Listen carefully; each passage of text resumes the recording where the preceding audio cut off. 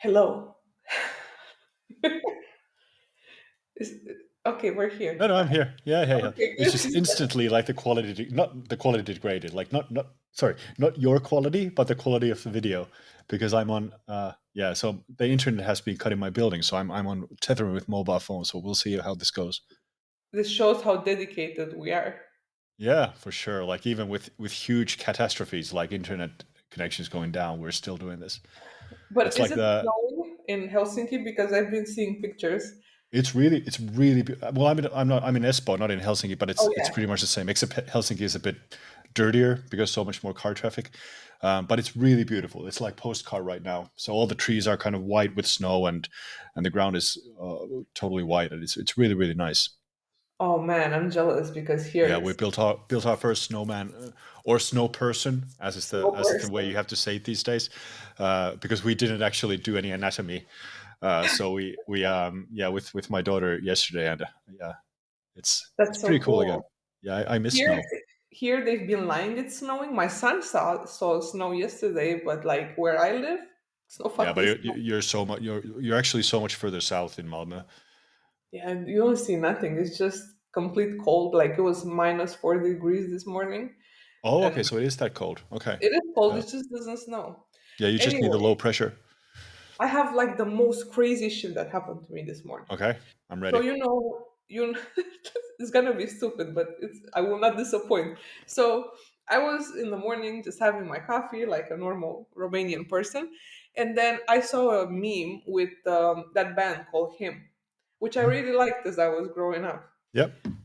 I go and wonder whatever happened to these guys. It was today when I found out that that was a Finnish band. Oh, really? You didn't Oh, know that? I had no idea. I felt lied to. Like all my life, I thought they were Americans. I don't know why. Well, I mean, So I end up so. Well, sorry. Let me get back to no, but that like later. it's Yeah. shocking to me. And I was like, whoa, this is fucking crazy. So I started Googling it. I started listening to the music and I found a video from a year ago with Ville. And now I know it's Ville. Yeah. And It's it's like just the like, most typical Finnish name, Villevala. It's like I exactly. can't think of a more Finnish name than that. But I thought it was his stage name. Like I was Yeah. thinking, because like evil, and I was like, evil and his Vil, but he's also romantic. So I hear him speak normally, and he sounded just like you. Like my husband said, he sounds like Simo. I was like, I don't. So all my morning today, I was in fucking denial because I didn't know this was a Finnish band. So Yeah. yeah, that's all I had. Like this upsetted me. I was a big fangirl. Like every girl was crushing on him in 2000s, in the Yeah, he 2000s. was. Like Yeah, everyone's they like, were oh huge my in. god, oh Yeah, they were my huge god. in Finland as well, and so Ville Valo had a really colorful has had a really colorful life. So he's been super like he was very badly alcoholized at some point, so he was super addicted to all sorts of stuff, and he spent a lot of time in the U.S. So I think that's why you think like the band spent a lot of time in the US and they toured US all the time. And he's like best friends with this, or used to be best friends with this jackass guy, this Bam Margera or Bam Margera, I don't know how you Oh, pronounce it. cool. The guy who did these Oh, kind of, the jacket. So yeah, yeah, yeah, yeah, Jackass. yeah, yeah. And so after him uh, broke up, he's actually had a really cool career. I never liked him. I never did like the band. Never, But nobody that likes metal likes him. well, Nobody. it's not just that I like this was before I was a super metalhead as well. I just never liked the kind of um, it was too gothic in a way, kind of Yeah, too depressing is the romantic wrong word, but yeah, love. that's the thing I was going after. But anyway, so he started doing Finnish, started singing Finnish, and he started singing like Finnish country kind of music, and his voice was perfect for that. So Oh, there's a whole genre of Finnish music. It's not country is kind of the closest analogy, but it's really it's like minor based. It's very sad and melancholy. Of course, it's all Finnish music, and so he so started like doing a like folk classics type. with one of the most famous Finnish bands that does this kind of music. And he was like their frontman for a while, and they did a couple of records. And now he's back as a kind of a hard rock artist with a his band is called just VV, I think, for Ville Valo, and he does Yeah, yeah. like very him like music that reminds me a lot of him, the band again, but much better in my opinion. I think his solo material is much better than what him used to do. But yeah, I funny need you to didn't check know it that. out. Like it was so Yeah. rad. I didn't know. And then I also it was this one other Finnish band, the Rasmus. I didn't Oh, know okay. they were Finnish until today Yeah. because I now started googling all the stuff that I used to like. I was like, Yeah. are they Finnish? I was like, Finnish, and then I saw the drummer and he looked Finnish as fuck Yeah. because the And lead so singer doesn't look Finnish.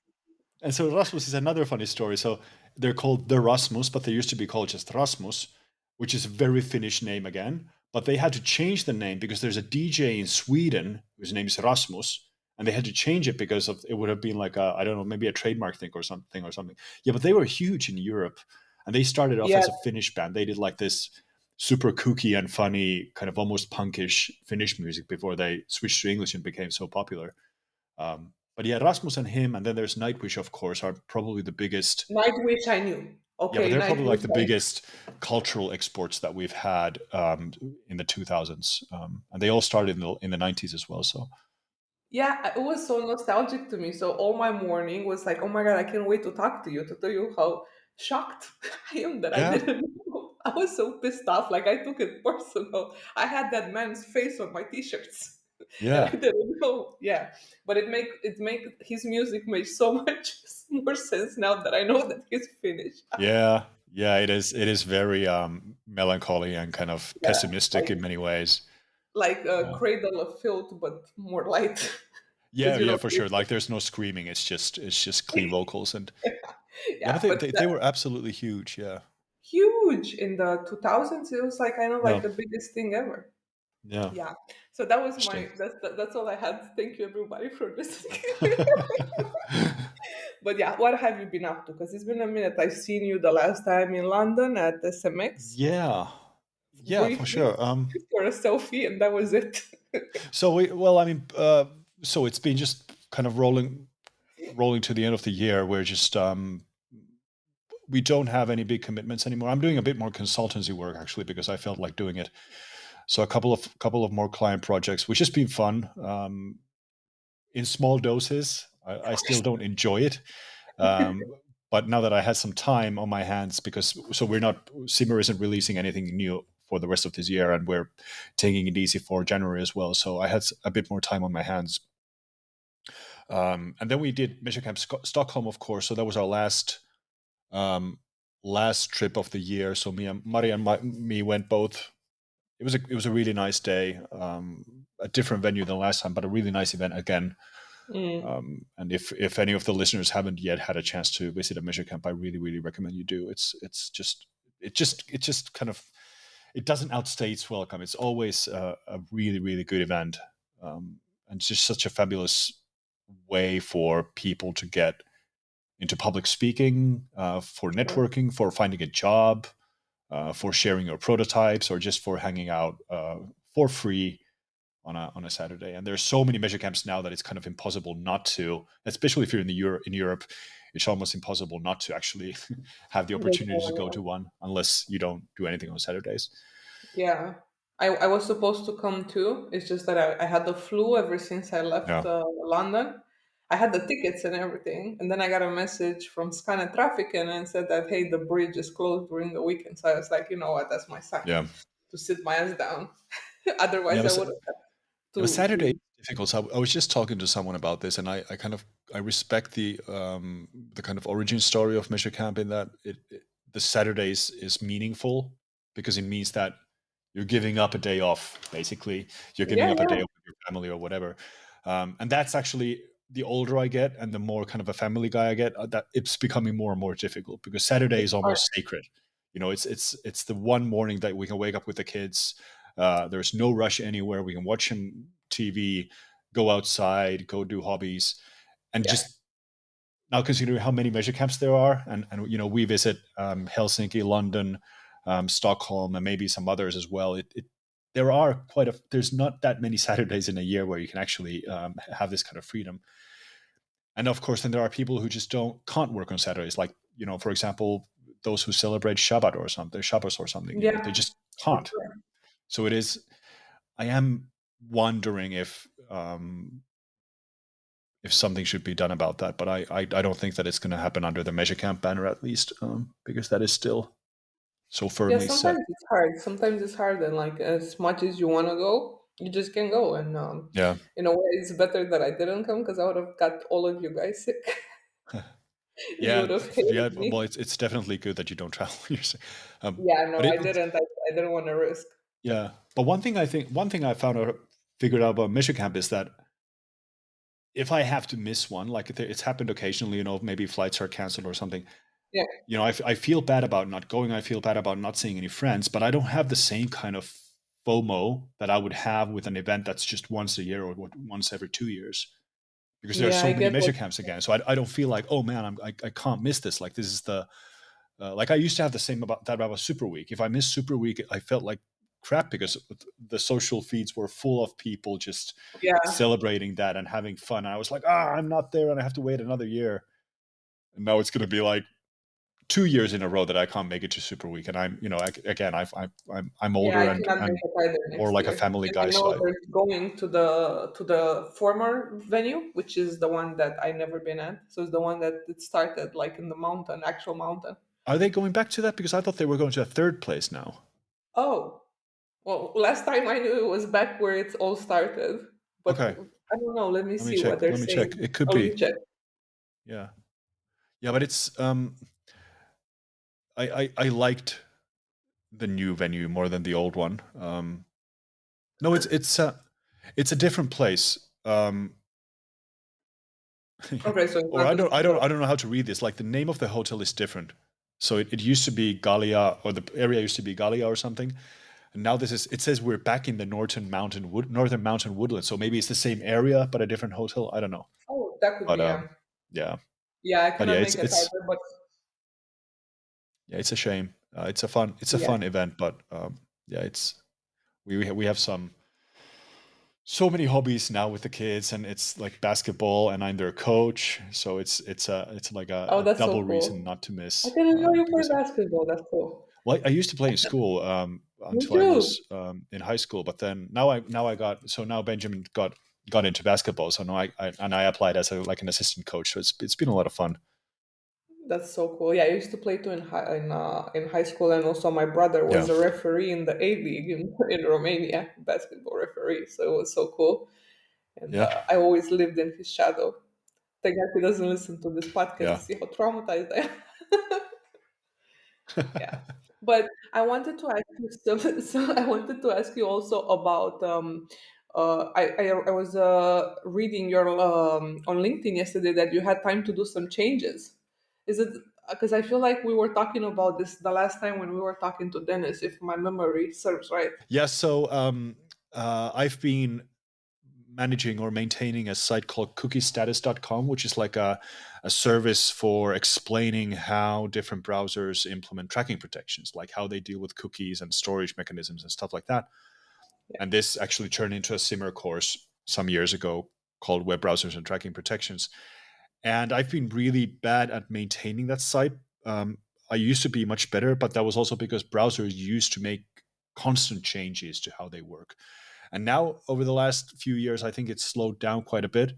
Um, but now it was time to update again because Chrome, almost a year ago, actually implemented something called storage partitioning, which basically means that if you have an if you're using the Chrome browser and the site you're visiting loads a frame, like an embedded site in an iframe, and then that embedded site only has partial access to storage, so it can't do like cross-site tracking, which is one of the things that these tracking protections try to do.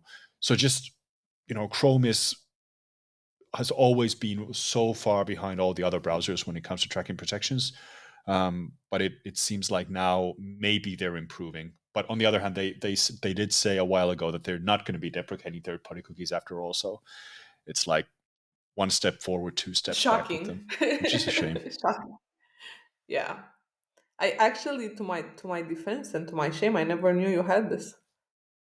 Yeah, I've been very bad at promote. Oh, well, I haven't been bad at promoting it. I've been intentionally, you know, I originally tried to make it a community effort, so it's a GitHub project. Anybody can suggest changes, but I never felt like I need to turn it into something that's mine.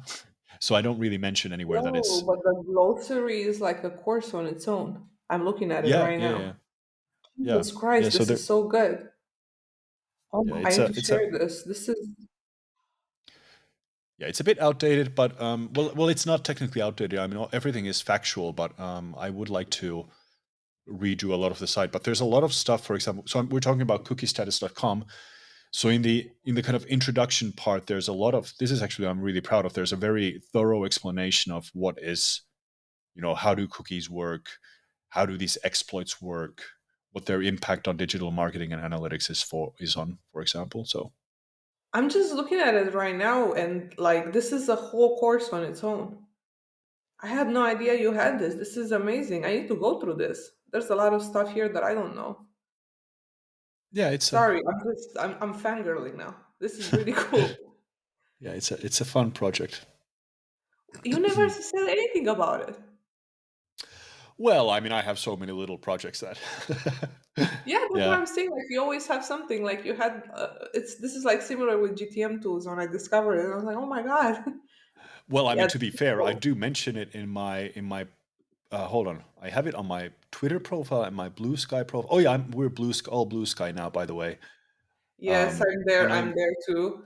And yeah, it's pretty good at least for the analytics and measurement communities. It's pretty good. There's a lot of activity there now, much more than I think Mastodon ever had.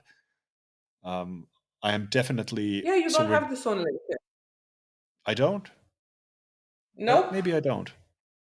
Oh You man. see, this Okay, is I the have to thing do is, something about that. So yeah, so Twitter is like it's so it's just so it's just so unfriendly and it's just so it's a cesspool. That's the unappetizing. word you're looking It for. yeah, It's it's just really bad. And so we're definitely going to take Simmer out of it as soon as possible. And I'm thinking if Blue Sky looks like it's doing well, I'm going to take myself out as well. I've just had it. It's the feed is just unbearable. It's horrible stuff. yeah, I know, and I'm actually happy that people moved on Blue Sky because the content is a bit more clean, and Yeah. like it's good to see, just random jokes or sharing people's hobbies and stuff like that. And yeah, I'm struggling because it's like such a big influx of followers that are coming, and I have no idea who these people are. Yeah. Yeah. But I think it's really cool. And our friend Mehdi, Yeah. he created this analytics starter pack. So if you're just getting started on Blue Sky, you can actually go and connect with your friends from the analytics community, from the Measure community that used to be on Twitter, or is on LinkedIn, or on Measure Slack. Yeah. We'll need to add that to the show notes. For sure, for sure. And I also know that now you're because I am actually a member of Seymour. I know you guys are running a Black Friday right now, right? Yeah, so we are actually starting next Monday, but we did have a kind of a. Well, actually, it doesn't make sense to say next Monday because by the time this episode airs, Black Friday has long gone.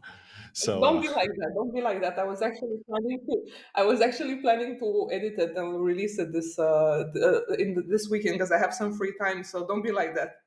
oh, okay, interesting. Interesting. Well, we'll see. We'll see. I'm, I'm not holding my breath, Juliana. I'm not holding my breath. Uh, yeah. So, yeah, we do have a Black Friday thing going on again. So until November 30th, there's going to be a very steep discount. So if people want to, like, the idea is that right now, many people are thinking, what are we going to do for 2025? And my Yeah. answer is always, just learn new stuff. It doesn't have to be through Simmer; it can be through anything. Just learn and do new stuff that you haven't done before.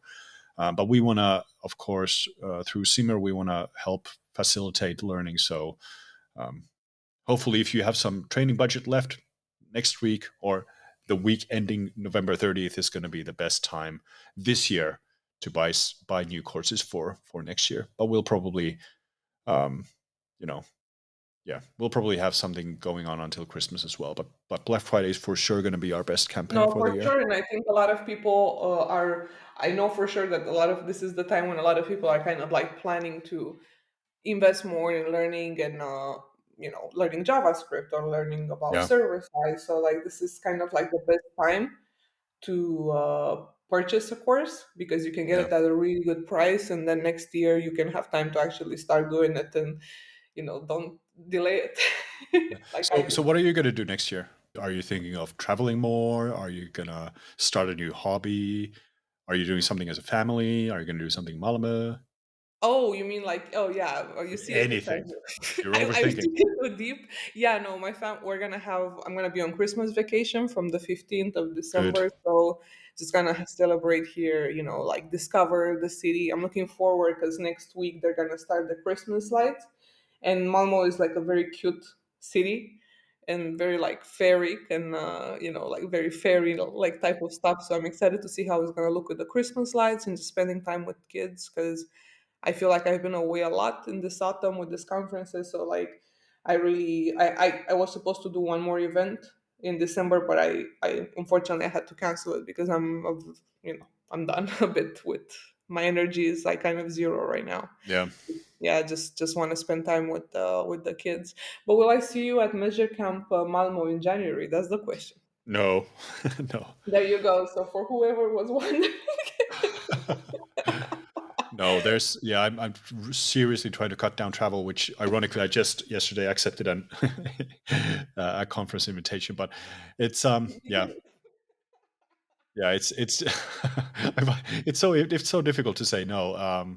Especially if it's to a fun event that I know that I've been before in a nice city. But yeah, we'll see. Yeah, definitely try to travel less next year. for That's sure, my me too. No, honestly, me too. And it's what it is. But also for we when we met in London, we decided that we're gonna continue next year. But definitely, I think this year I've been so all over the place with my move, so we're gonna do more structured yeah. stuff next year for sure.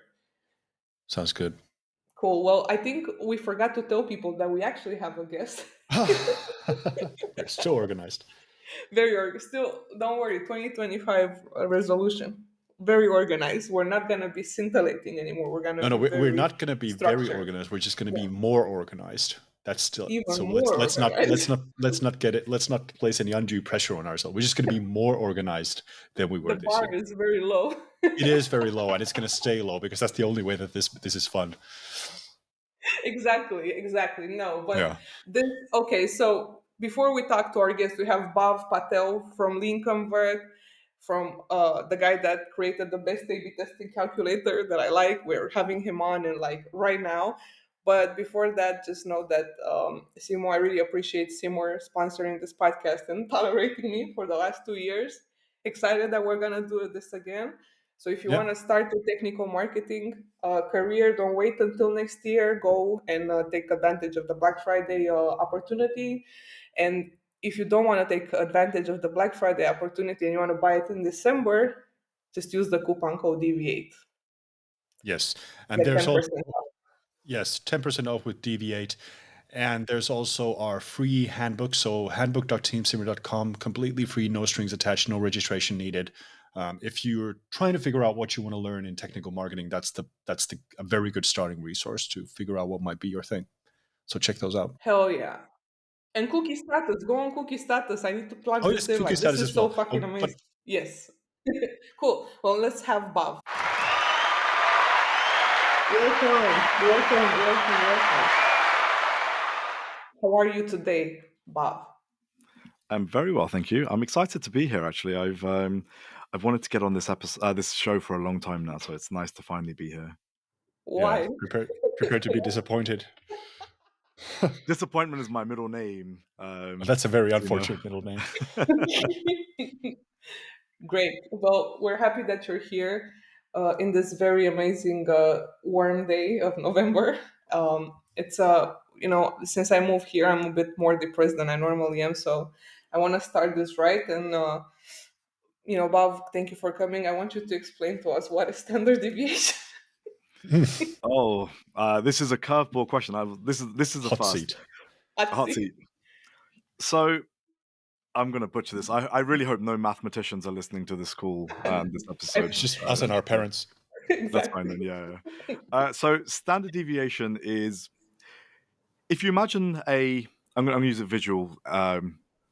method to try and explain this. If you imagine a bell curve, right? So a bell curve is your normal distribution graph. It shows all of the data points that sit within some population of information. So it could be things like height of people, right? And let's stick with height. In that normal distribution, you'll have people who are really tall, you'll have people who are really short, but most people will sit somewhere in the middle, closer, and that's where you see that bell curve being really big at the or thicker towards the middle. Now, standard deviation talks about how far away you are from that central distributions, that mean. So if you talk about one standard deviation away, we're talking about the dispersion of that data from that mean. So one standard deviation would be sort of like everyone who's, let's say the average height is about 5'9", because I'm 5'9". And so one standard deviation would be about 5'4" from on the slightly shorter end, and then and then maybe like 5'10" on the other end, right?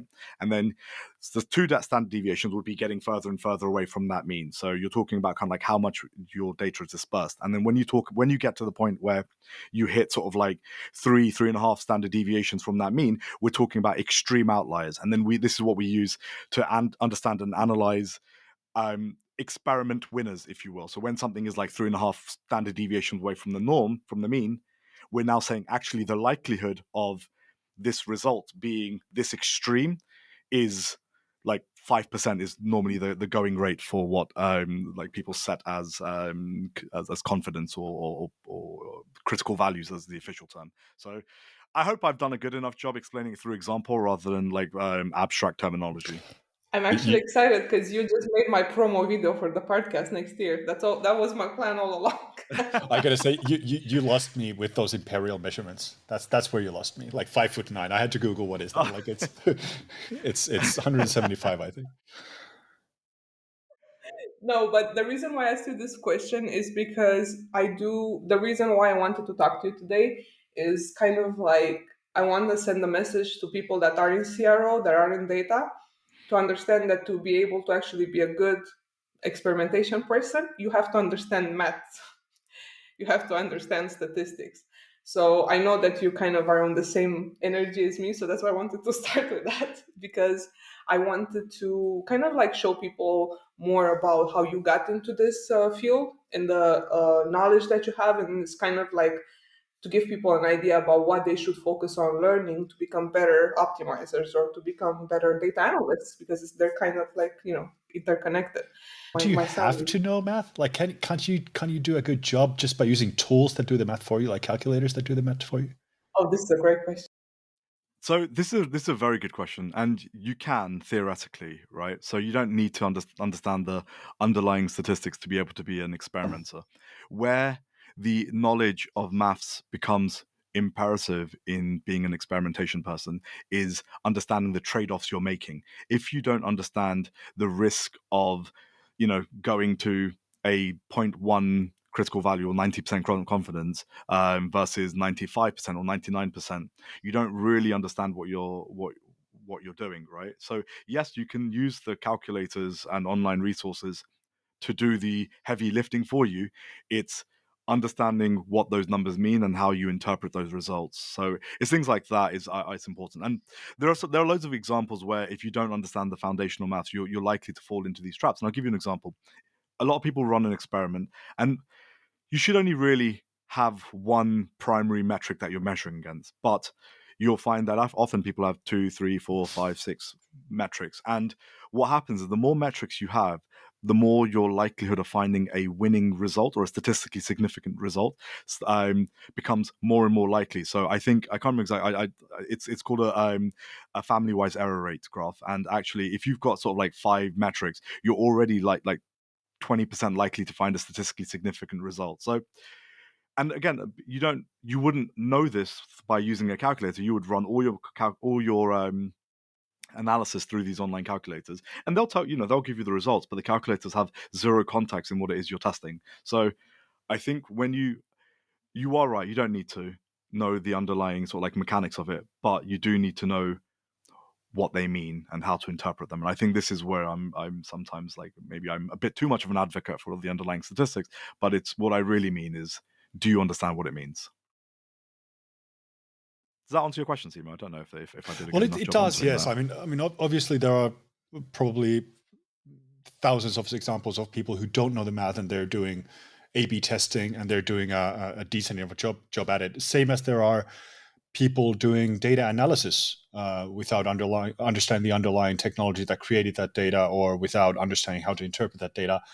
And I just like to think that we are all in this marketing bubble anyway, and some of us just know how to play the bubble, but some of us want to go deeper. And at some point, if you don't have those skills, you're going to be just kind of groping around blindly, and it's not going to be. And so I think that if you want to break through that kind of beginner level, or that kind of casual experimenter or casual analyst or casual engineer, you have to go beyond those chat GPT agents and just trying to figure out those tools. If you attack, there's nothing wrong with the ChatGPT agent, Simo, okay? Well, I mean, it is a Nothing shorthand wrong. for not having Nothing to wrong know with it. the. No, I agree. But it is a shorthand for not having to know the. And I think it just exacerbates it even further. Like you really don't have to know anything about programming now just to generate code, because you just ask the agent. But I think that we all know that there are so many examples where that goes awry. Like it works for the simple stuff, but as soon as it's like a multi-layered thing, you won't know how to prompt it if you don't know what to ask, and you don't know what to ask if you don't have an understanding of the atomic parts of that. Exactly. It's like, let's say, for example, you wanted to run a query against your database and you don't have a lick of SQL experience, right? Yes, it would probably, through sort of like trial and error, come up with something that will allow you to get some results. But if you don't understand sort of like what it is you're querying or how the query's been built, you won't really be able to like appreciate whether or not the output of the result is accurate unless you've got some benchmark to be able to measure against. So I do agree. And I think for a large part around sort of, yes, you don't need to know these things, and you can do it without knowing it. And my view on this largely is that, and we're not, at the end of the day, we're not saving lives, right? So we're a lot of the statistics we use for experiment analysis are deeply rooted in the medical industry. So all of these statistics that we use, these go back like 100, 150 years, and we've been using them, maybe not 150 years, but about 100 years, and we're using the same mechanics and methods that the medical industry has been using for a long time. The only difference is that when they use it, they're using it to save lives. When we do it, we're just trying to improve user experiences or generate a little bit more revenue for the companies we work for or our clients. Yeah. I have a spicy question. Mm. So you raised this one to me to the fillet right now. So if and what you said is correct with the medical field and how we're using medical field information to improve user experience. So why do some people think they're scientists because they're using scientific methods? Boom, Juliana. Sorry. I mean, technically, what we are doing is science, right? It's part art, part science. I wouldn't say it's all art, and I wouldn't say it's all science. I think we're somewhere in between. But I think, Stephen Hawking would probably turn in his grave if he had a chance to look at what we were doing. But at the end of the day, Stephen Hawking's purpose was very different to sort of like our purpose, right? And what we do for a living. So I, I'm a purist. I will say, if someone asks me, is CRO science? I will say yes. Are all CROs scientists? No. Do all people who do CRO, are they doing science? No. So there is this kind of like utopian view that I have of the world of what CRO should look like, but there is the dystopian reality of what it actually is, and I think there's you kind of just have to grit your teeth and bear it, which is how I get through the day, to be fair. Well, just thinking about this, because that's a very interesting question, like the relationship of science in what we do, because when you think about what science is, it's research into furthering. Oh, this is one way to look at science. It's research that furthers our understanding of some topic, like and creates more theory, for example, or creates more fodder for that theory. But what we're doing in analytics and CRO, many of the times, we're using just existing science that's already established, and we're using that to further, growth goals or marketing goals or sales goals. So science is just the mechanism that we're doing it, but I don't see how us doing CRO or us doing analytics is kind of furthering our understanding of the field itself, unless we are like pushing boundaries. We're figuring out new ways to look at data, or we have a completely new data set that hasn't been explored before. Like, how does CRO work in an industry that has never been where it's never been done before, or something that kind of overthrows all the statistical claims with some new theory. So it's an interesting proposition. But I think that CROs, and I might be stereotyping here, but I do have a feeling that CROs for sure feel like they're closest to science out of marketing disciplines because they are working with these kinds of algorithms and methods that are very scientific in nature, versus analysts who don't have to think about this. Like if we think about marketing analytics or behavioral analytics, where you don't have to necessarily think about statistical significance. You're just looking at trend graphs. You're looking at acquisition reports and stuff like that.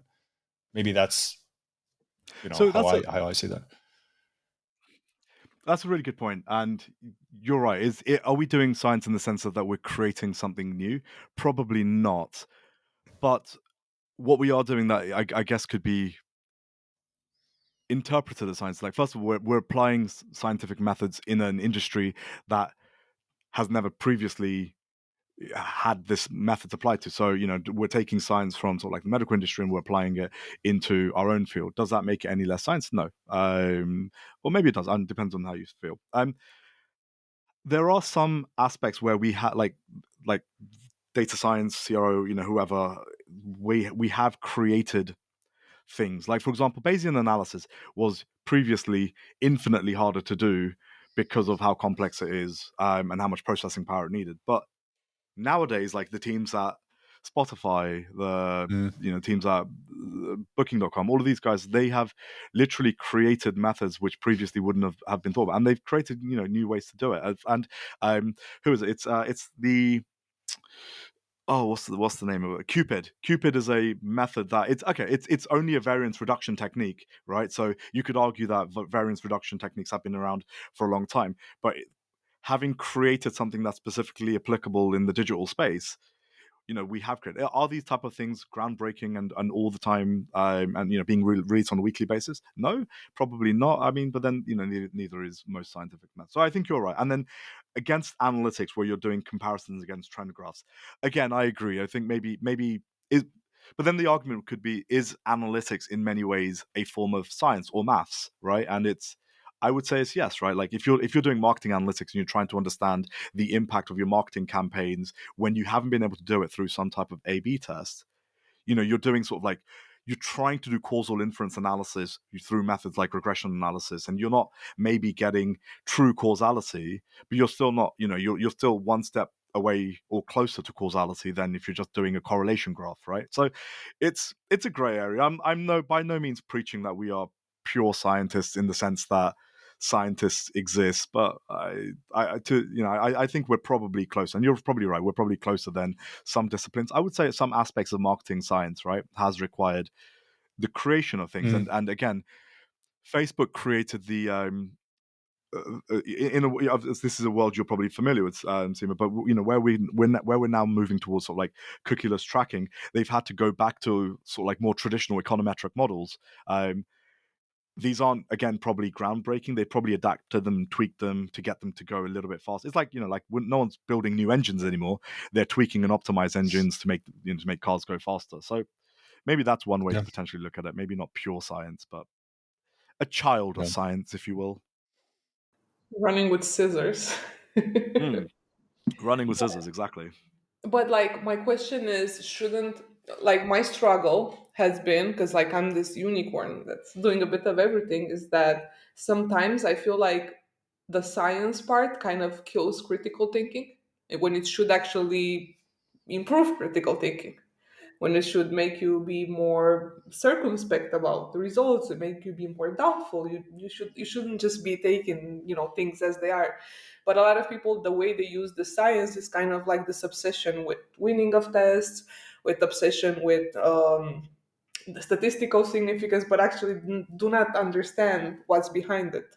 So like, why, if somebody is just starting right now in CRO, let's say, and they look up to you, they look up to a lot of people, what would be their best way for them to actually continue to have critical thinking and not just copy whatever everybody else is talking about on social media and think, like, hey, I'm statistically significant, I have 30% conversion rate. What's your sample size? 10 people. Yay. Like, that's kind of like what stresses me out a lot, is the critical thinking is disappear. Yeah, and I disappear. think you're right. I mean, if I gave my 9-year-old a calculator, does that make him a scientist? No, of course not. It doesn't, right? But do proper quote unquote scientists use calculators? Of course they do, right? So I think, and I think a large part of the differentiation is critical thinking. And how do you teach that? This has been the biggest battle of my career. Probably the only thing that's beaten it is trying to get self-serve analytics to work inside an organization. But I think getting that critical thinking mindset taught is really hard. How do you go about doing it? The way that I've been doing it internally at LeanConvert is like, so I run a fortnightly training session for all of our consultants in the company. The goal is they are CROs, and they're very good at what they do, but I want them to go push the envelope in terms of that critical thinking, the statistical analysis. Not, that's not to say it's going to make them amazing CROs, but it will give them the foundations to do what they do with rigor or some type of rigor, right? So how do you ask critical questions? How do you do critical thinking? Well, I think first of all, critical thinking is recognizing that whatever you're doing, you need to try to understand the why behind it. Go beyond sort of like fact, right? And I think this is where some of this is lost, because a lot of the questions are, hey, how many sales did we have yesterday? Or what was our conversion like yesterday? And in that instant, very little critical thinking is required. The analysts or whoever will turn around and say, well, we had conversion rate of 9%, and someone will walk away and say, great, thanks. And I call them okay, thanks questions, right? If the work requested results in okay, thanks, right, you probably very little critical thinking is required. I would argues like what, and it's probably a cliche. I think everyone probably says this, like, what action do you want to take? What change are you trying to make? And I think the bigger you think about the action you're trying to take, the more critical thinking you have to force yourself to do. And I'll give you an example. One of the exercises I like to do with sort of like my stakeholders is something called a 10,000 foot view exercise. So let me paint a picture. In the center of Paris, there is the Arc de Triomphe. Right, the Arc de Triomphe is a sculpture which is beautiful. It's got intricate carvings of like the French Revolution, things like that on it. And up close, it looks really good. Then you take a step back and you realize that the Arc de Triomphe sits in the center of Champs-Élysées, right, which is that massive 12 exit roundabout.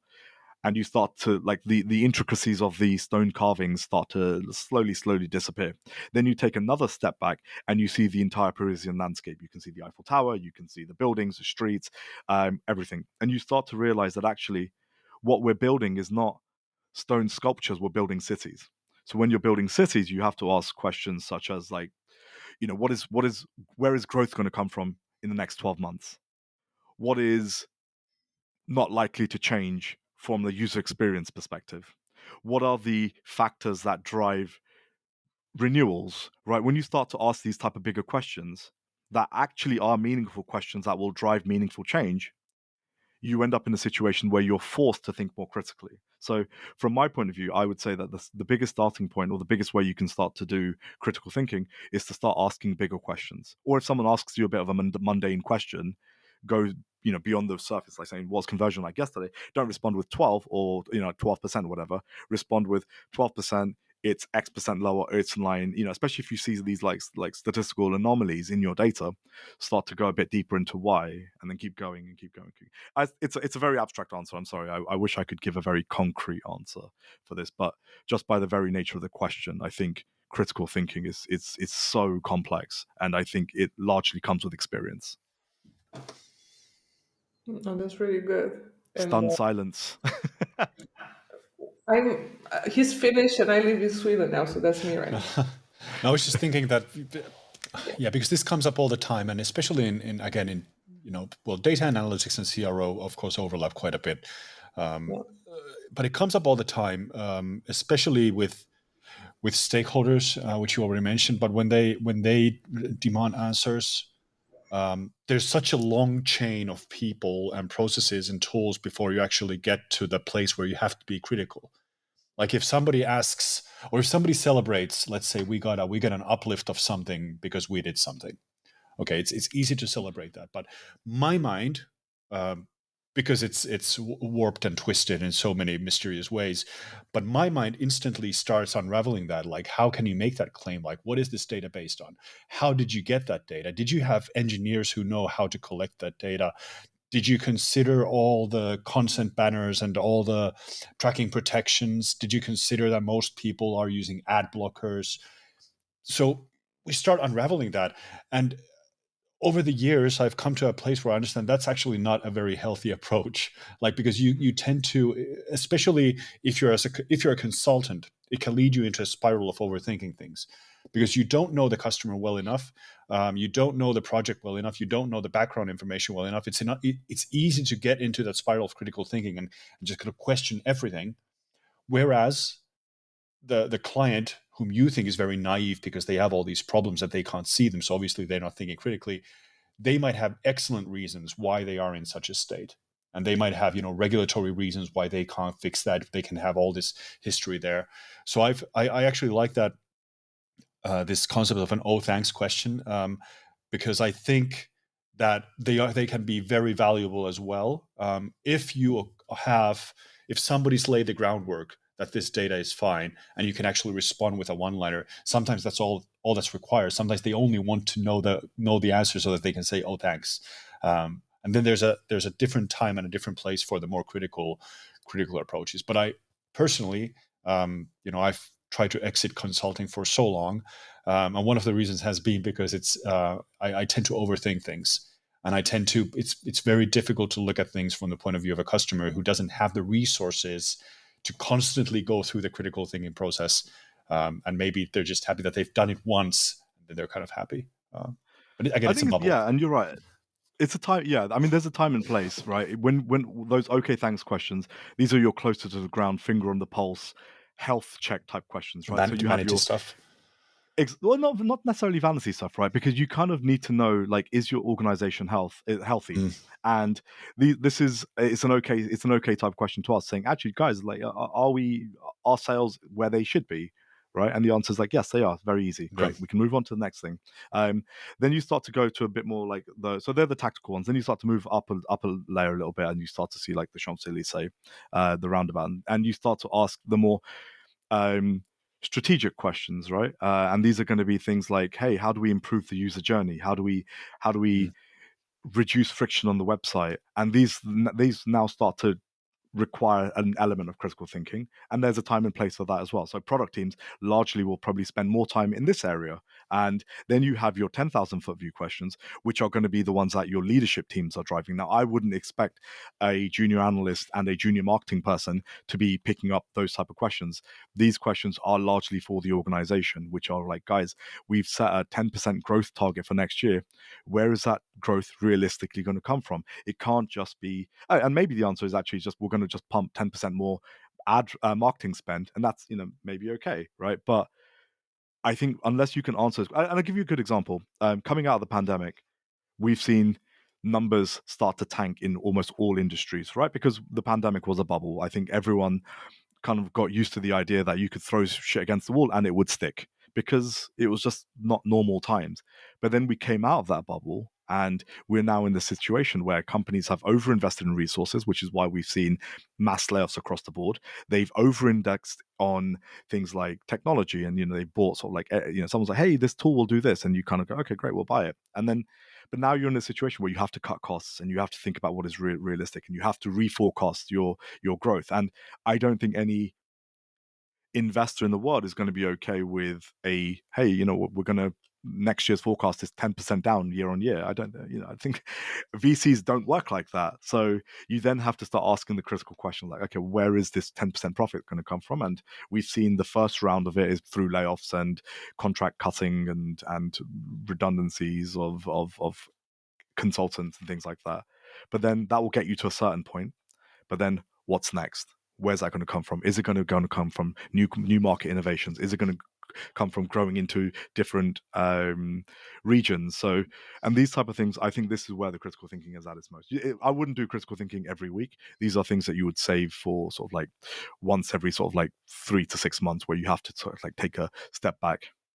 Yeah, and you hit the nail on the head when you talked about it being a factor of experience, because that's really what it is. You learn to, like, if you're new to a field and you have all these tools and you've gone through you've studied these courses and you've picked up all that, you tend to overthink things quite a bit. With sorry, with experience, you get into a groove and you learn to flex that kind of critical muscle as well. You know when to kind of let things slide. You know when you don't have to dig in deeper, but you also become attuned to the little ripples that you need to look into deeper and understand how those came by. And that's an factor of experience. And I don't think there are any shortcuts for that. Like, you can't ask ChatGPT to tell you, like, I'm going to give you a scenario and tell me what's wrong with it, because it won't be able to answer that. You need you need to have gone through that before, and you kind of have to be able to flex that muscle. But that also Exactly. means you need to be exposed to different layers of the business. You need to That's understand experience. product. Yeah, like, but you would be surprised. Well, I mean, Yeah, yeah, I because mean, you realize that. So I was going to say, you realize that actually, with the experience, you're not. Okay, yes, of course, your methods for doing analysis become more uh, like more clever, and that's not the word I'm looking for. They become sharper and they become more refined, and you start to become a bit more creative in your approach. But the experience is really allowing you to give a recommendation to your stakeholders in terms of what steps and True. what actions they can take next. Because I think people think about the world as a very binary: should you do this, shouldn't you do this? And it's not. The world is quite probabilistic, right? Let's say hiring someone. You want to hire someone. I think when people hire, there is this kind of like binary: yes, no, we should hire them. And I've never liked that view, because I've always preferred a probabilistic model. It's like, what is the likelihood of this candidate succeeding? And you have these kind of like scoring criteria. Let's say you've given them a take home task or piece of analysis to do. They're not going to nail every single aspect of it. But if you score them appropriately, they might come up as like 70%, like, like actually they nailed 70% of this, or this one was like 3 out of 5, and then you score that as a probabilist. Then you have a probability model. So now you have a decision to make. Okay, this person scored 70%, thus this one person who scored 60%. Does that 70% person automatically get the job? No, the decisions actually were there factors outside of that: communication style, charisma, ability to ask questions, all of these things that were outside of the scope of the task that you have to look for. And I think analytics is the same thing. We can do, like, someone doing a junior person doing a piece of analysis. It might be basic, but the the analysis doesn't alleviate the responsibility of the person who has to make the decision off the back of it. So what happens is, actually, stakeholders, as you start to gain experience, stakeholders start to build more trust with you, because they start to recognize the quality of your work. They know that the data you're using is reliable, the methods you're using are well thought through and sophisticated. And then that gives them a bit more confidence to say, we can make this decision, or we're not going to make this decision. Does the data make the decision for them? 100% not, right? So I think, as analysts, as you progress and you start doing more critical thinking, what you do is you enable your stakeholders to make decisions. Like, the work is just like a byproduct of what you're trying to do. The ultimate goal is to try and help your stakeholders make some type of decision. Yeah. I mean, you just reminded me now, talking about this, when I first met you I think we met in the pandemics, right? It We was did, yeah. something like that, yeah, when you were leading product analytics at the company. And I remember when I was actually looking for a job back then, Simo, and I met Bhav on Twitter, the place nobody is anymore at.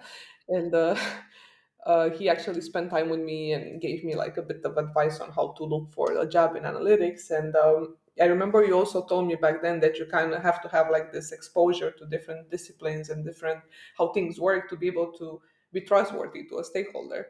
So I wanted to also kind of like because I know we don't have too much time, but like also I want you to tell me about your experience in like what is product analytics. I don't think nobody kind of is able to answer to this question. And what is product analytics? Why is it different than web analytics or app analytics? And does it involve more CRO? It doesn't. Like, I feel like the product analyst, in my opinion, how I see it, because I did it to some extent, is that person that is in charge of economy and monetization is trying to figure out how to get there.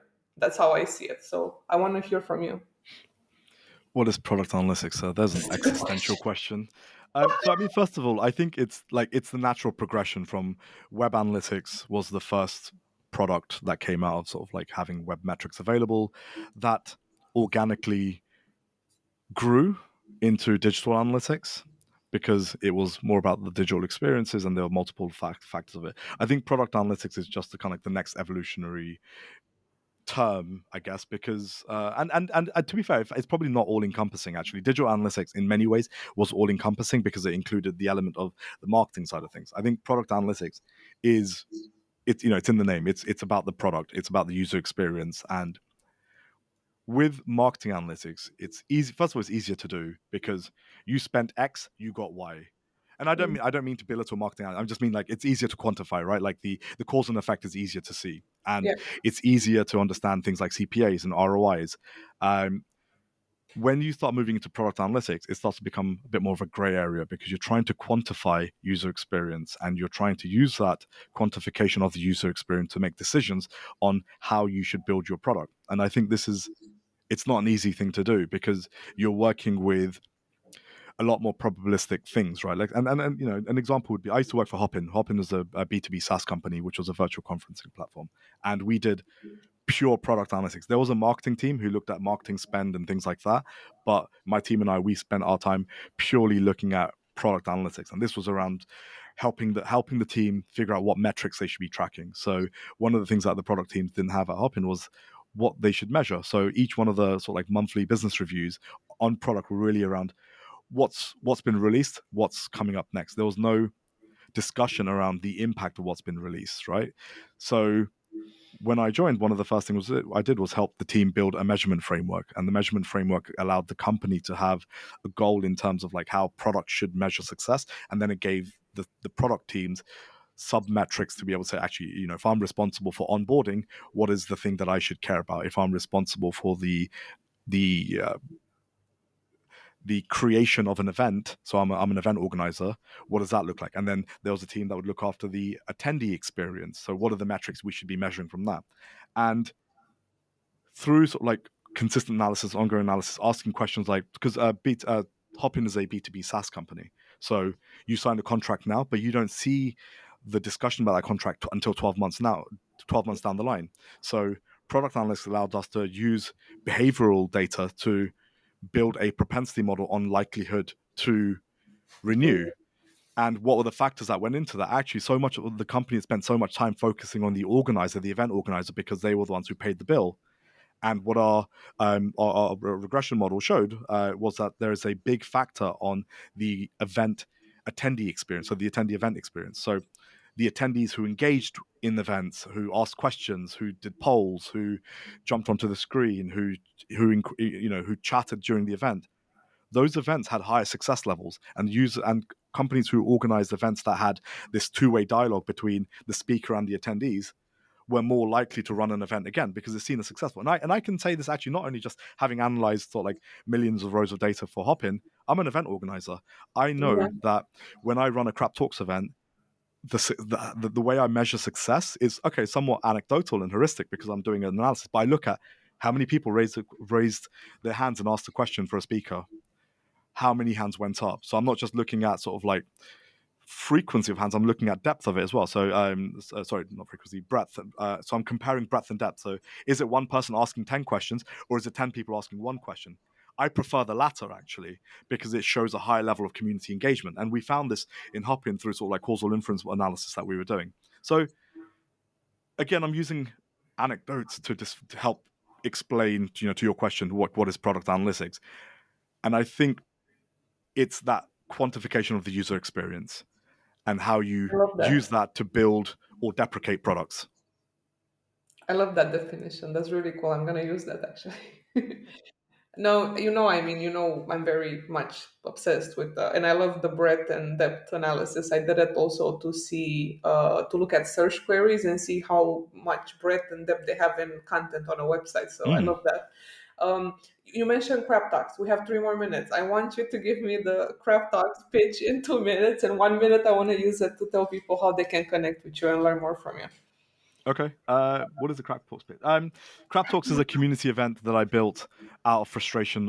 This is before I heard of Measure Camp. So I built Crap Talks before I knew Measure Camp even existed. I think if I was to do a sort of like a separate Marvel timeline of alternate universes, if I'd met Measure Camp first, I probably wouldn't have started Crap Talks.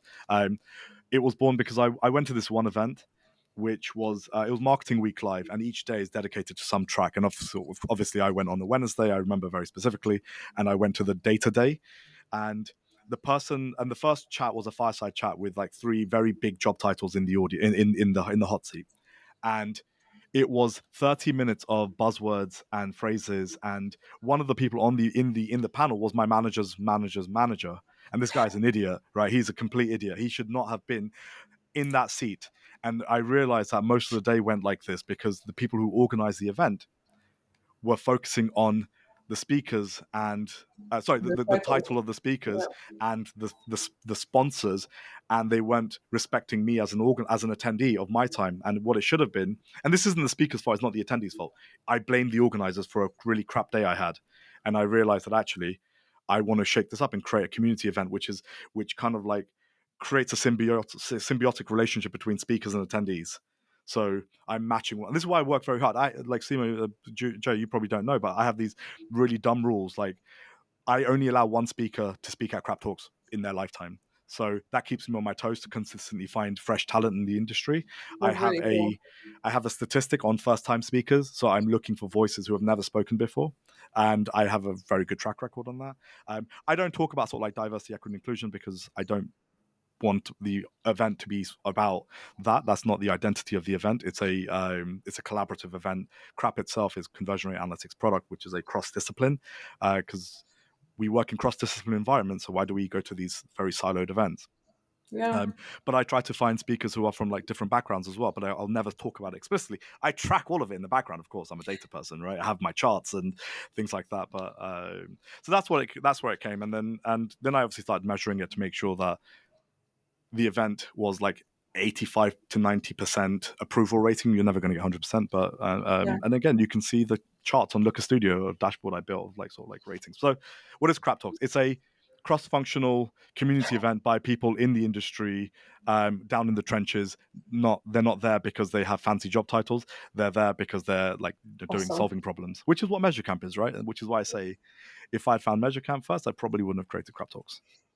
That's awesome, and I really hope that the stars are gonna align so I can Yeah, it sounds participate really once good. to see you there.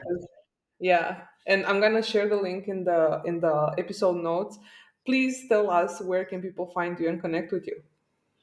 So as of this weekend, I'm no longer on Twitter. I'm on Blue Sky.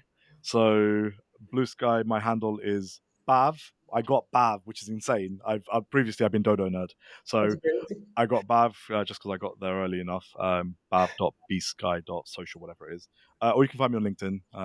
If you just type in Bhavik and crap, I'll find me. My legacy to my children is if you type Bhavik Patel on Google, you'll find like 1 million people. But if you type Bhavik Patel crap, that's all me. I dominate the page one of Google is all me. That's my legacy to my children.